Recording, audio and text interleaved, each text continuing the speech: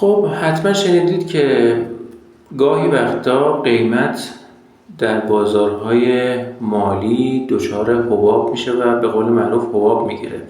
گاهی وقتا این حباب مثبته و گاهی وقتا هم این حباب منفیه.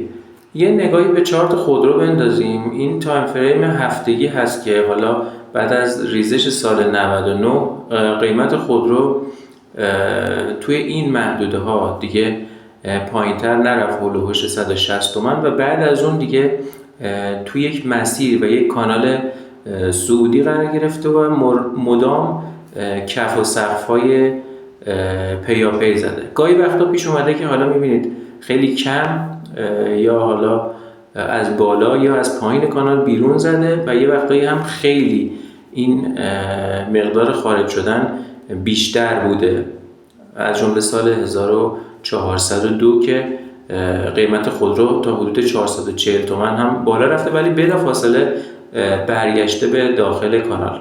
این خارج شدن از کانال رو تکنیکالیستا بهش میگن فیک بریک آوت یا شکست غیر واقعی، چرا که این شکست رخ داده ولی بلافاصله قیمت برگشته به اون مسیر حرکت واقعی خودش و توی اون کانال حرکتی به راه خودش ادامه داده. یک بار دیگه هم امسال این اتفاق افتاد، حالا با اخباری که اومد و با اتفاقاتی که در بازار افتاد خودرو از کانال حرکتی خودش خارج شد و این بار دچار یک حباب منفی تقریبا زیادی شد، تا حدود 200 تومن قیمتش اومد پایین. ولی همونطور که می‌بینیم طی 4 هفته گذشته خودرو دوباره برگشته با 4 کندل قوی به مسیر حرکتی خودش و در واقع به اون به کف ارزش واقعی خودش رسیده.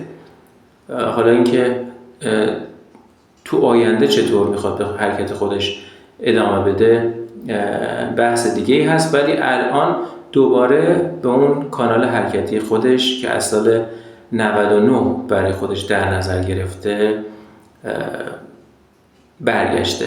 اگه سهم دیگه‌ای توی بازار میشناسید که این وضعیت رو داره حتما با ما به اشتراک بذارید تا تو موقعیت مناسب حتما ازش استفاده کنیم.